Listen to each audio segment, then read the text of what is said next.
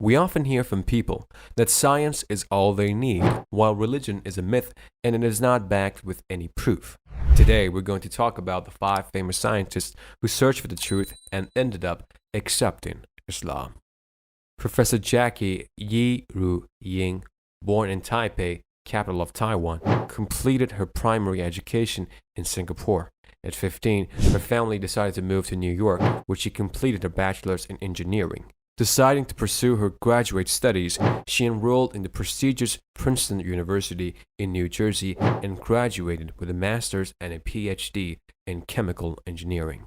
Professor Jackie's exposure to diverse environments had sparked her curiosity in the matters of religion, and she wanted to know if there really was a divine purpose of living. While her year-long time at the Institute, Professor Jackie looked up the religion of Islam. She found the concepts simple, and while reading the Holy Quran, she realized most of the scientific methods we already know today were already bestowed 1,400 years ago. Professor Jackie converted to Islam in 2001 and believes that if you truly study science, you have to believe in a creator. Next, Sir Thomas Brunton, born in Roxburgh, civil parish in southeastern Scotland. The Christian parents had quite the religious upbringing. He was interested in theology, but decided to pursue medicine for his formal education from University of Edinburgh, where his research allowed him to experiment on the use of amyl nitrite to treat angina pectoris. During Sir Brun's time at Edinburgh, he met a few missionaries and the conversation went so well, he decided to leave Edinburgh and join them in their journeys. Traveling to Austria, Germany, and even Netherlands, Sir Thomas worked as a medic while also preaching to his audience the concept of religion. His doubts on the principle of Christianity began when he questioned why the Almighty would decide to create only sinful creatures when he has the power to do anything.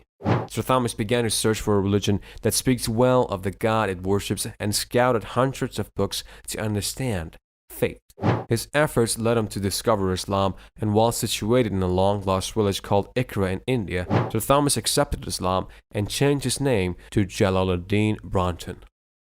Next we have Arthur Ellison, born in Birmingham, United Kingdom, pursued chemical and mechanical engineering from London University. He was appointed as a senior lecturer at Queen Mary College in London, after which he became the head of the Department of Engineering at City University, London. Professor Arthur was also passionate about parapsychology and participated in the first international conference on the medical immutability of the Quran held in Cairo and submitted a study on consciousness during sleep, referencing a Quranic verse. The findings amazed him and he went on to research more on the Holy Quran. Professor Arthur realized his vegetarian lifestyle, inhibition of alcohol and cigarettes were all in line with the Islamic lifestyle. All of this led to Professor Arthur formally saying his Shahada and converting to Islam at the closing session of the conference. To everyone's surprise, he also introduced himself as Professor Abdullah Ellison, making his conversion clear. Next on the list, Dr. Atsushi Kamal Okuda, born in Japan as a professor of political systems at Keio University.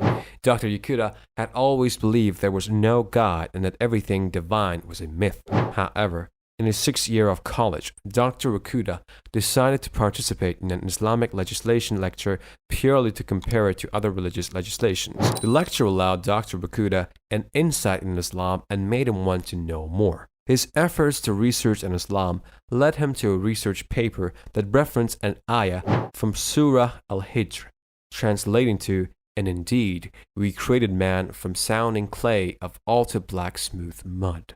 It humbled Dr. Okuda and forced him to realize that every man is created equal and no one is above or below a person. His egocentric tendencies were quite wounded and it changed him. Dr. Okuda traveled to Aleppo, Syria to learn Arabic, and it was the hot Middle Eastern city where he converted to Islam by his good-natured teachers. Next we have Dr. Maurice Bucaille, born in France, was a professional doctor and a gastroenterology specialist. He was born to Christian parents and completed his graduate studies from France University in medicine. When France was granted permission by Egypt to study on the mummy of their pharaoh, Professor Maurice Bucaille was appointed as the senior surgeon and scientist in charge. He questioned how Muslims kept the drowning Pharaoh's body intact, and more so, how did the holy book that came down hundreds of years before the Pharaoh's death reference it so accurately? To find answers, he attended a medical conference in Saudi Arabia where he related his findings, and to his surprise, one of the conferees read aloud the exact ayah from the Holy Quran. This amazed Dr. Maqis, and he claimed, "I have converted to Islam and believe in this Quran." Subhanallah. How beautiful is that? May Allah accept their blessed efforts and bless them immensely. Ameen.